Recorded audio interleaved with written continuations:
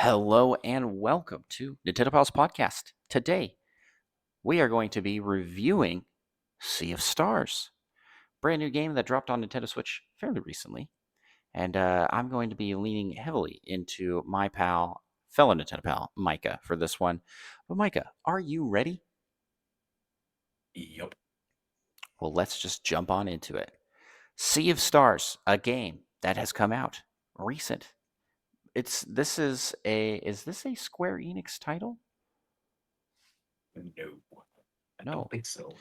It's some No. like French, But it's got like vibes of Chrono Trigger, a little bit of Chrono Trigger vibes. kind of what they're going for here. Some good old school kind of RPG So I feel have to it. I have not played this game because this is not my kind of game, but Micah has. So Micah, I guess the four things we usually cover in these reviews, we talk about gameplay, we talk about graphics. We don't really have a good category for this, but it's like art style and just how it looks. We talk about the music. We talk about the story. So pick a category and give me a rundown, Yeah. man. What's that first category you said? I'll just go whatever Gameplay, order you said. gameplay. Gameplay. Yeah. What's the Gameplay gameplay? is pretty good. What do I you mean, it's the what do you do? I know this old is like school turn based. RPG, turn-based, run around, punch things. But it has a little bit of like the action prompts, so you can make your attacks better by doing certain things at certain times. Kind of Thousand Year Door style. I was gonna say this is like Paper Mario Action Command stuff. Yeah, Action Command, that's the word I was looking for. Nice, So nice. Always a fan of that. that's real cool. And then And for you have traveling between battles, is it like an overworld map? Is it random encounters? you see them.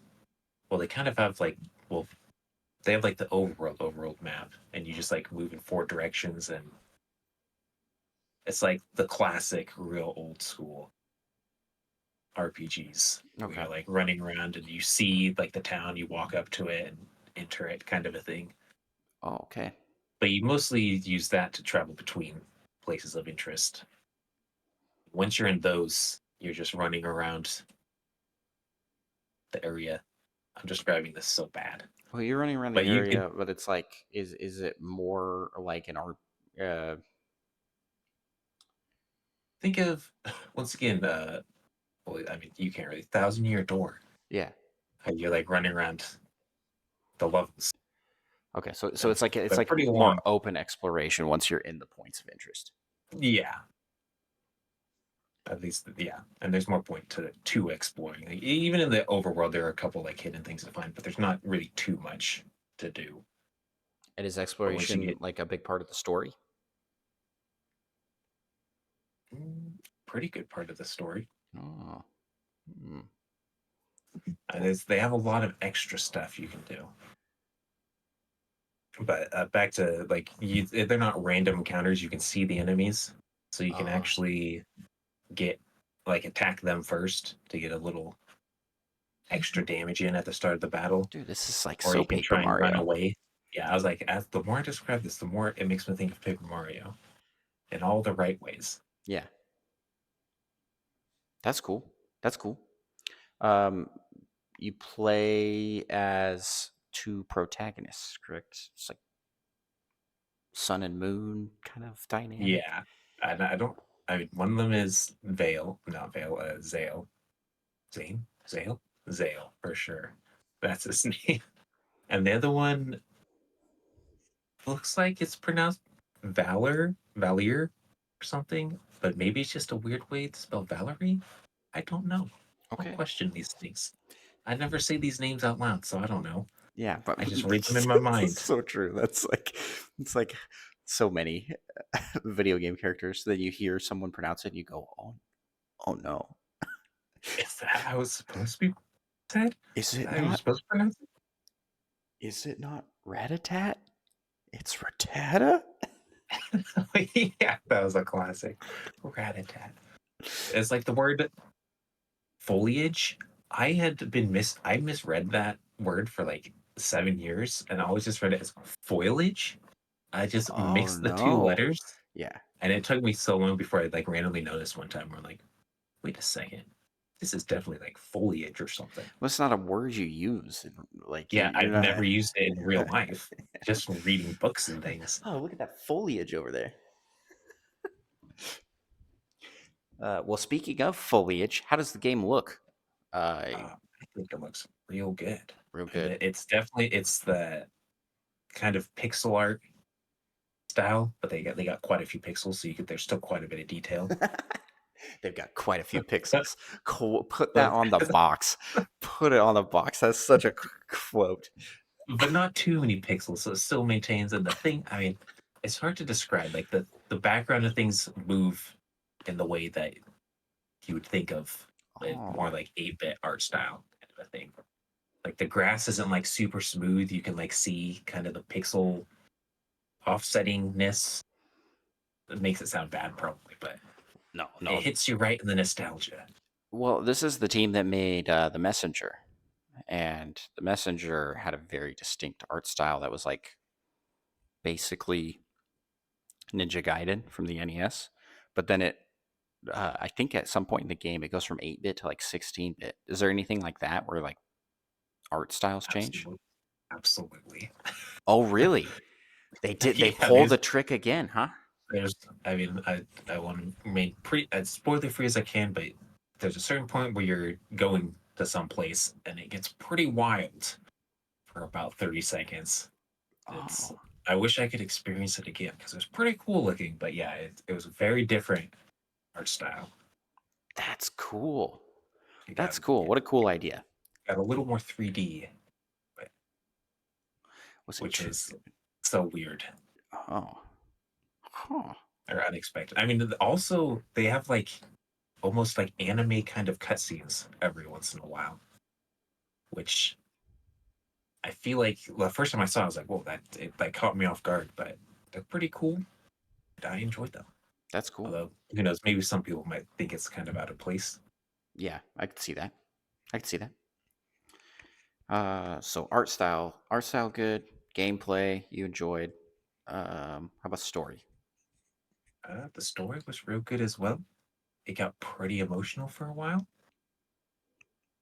Well, not necessarily. No, yeah. I mean, they it got emotional earlier than I expected when something happened. I was real sad about it, Huh. but Yeah, this is the part where it's hard to talk about story that's without like I getting can't into really. Yeah. spoilers. But And there's kind of some interesting. post game stuff that also they had like a little more extra story stuff, which is pretty cool. You're in the post game? I thought you said Kind of. that you had. I, but technically I beat the game, Okay. and then I literally just I collected some things, so I'm like on the path to the true ending or whatnot, and I like just beat that boss, kind of a thing, and then things came up, and I had to pause the game, and I haven't like seen the ending story cutscene for what happens with that, so I don't What know if a it's gonna be different. I'm like, what a cliffhanger to leave yourself on. Holy now I cow. was like, oh, but yeah, they got some pretty cool post game collectible stuff to do. But I will say, if I got a little caught up with going back to places and recollecting things when I got new abilities, and it's kind of became a little bit of a drag trekking back through these places. If you wait until practically the end of the game, traversal gets a lot easier, and it's a lot more enjoyable to go back and collect these things because you don't have to run through old levels as much that are kind of easy. That's a good like So pro tip like then. my So yeah, my recommendation is don't worry too much about collecting all the things good to know. Good to till know. later. I feel like that's a good thing to put at the start of a review of a game. But Yeah, maybe I should have said that earlier. no, no, you're good because it's like yeah, things I wish I'd known before I started. We could probably add that as a section to our reviews. Oh yeah, that would be great That idea. would Because be I really enjoyed the game at the beginning, and then I feel like I hit a teensy bit of a slump. I think it's probably because I was going back and doing those things. But then the story just seemed to get better, and then it got better again. the story, there was more story than I expected. Since I one of the earliest like things about the game I'd heard was like the story wasn't very good or something, or they should have hired like a full-time writer person or something. But Oh, I really interesting. enjoyed the story, and I thought the dialogue was good. So I kind of went in with low expectations in that regard, but That it does not. exceeded them. And Uh, I'm pretty easygoing, so who knows? okay, so then rounding things out here, how's the music for the game? Because that was a big like marketing push for this game. They're like, we got one of the people that worked on Chrono Trigger music. You know him. I don't know him. I don't I remember his name, remember, yeah, but it was a big deal. And I remember being like, oh yeah, that music's good. yeah. I really enjoy the music throughout, but I mean, for some reason, there isn't too much that's like really memorable or like sticks with me. But there's I've enjoyed all the music. I think the music's really good. It kind of feels like It's not quite Golden Sun tier of music, or Chrono I'd say, Trigger but tier, which is like some of the most iconic music of all time. I I feel this way with a lot of modern games or like a lot of new indie like just games coming out nowadays is the music is less memorable, but that doesn't mean it's not good.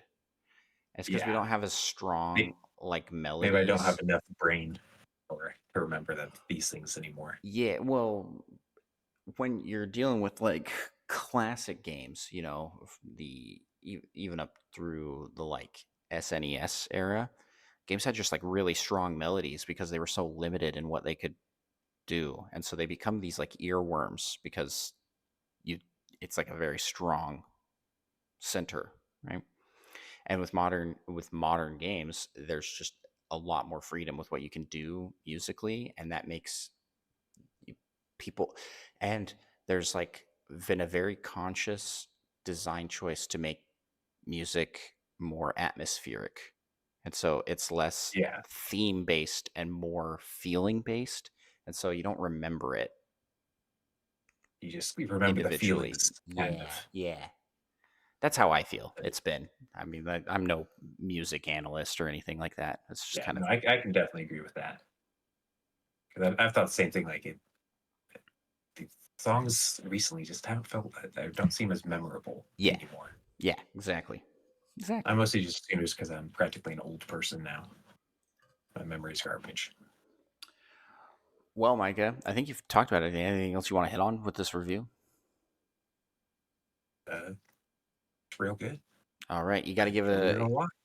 give us a score out of 10 on this.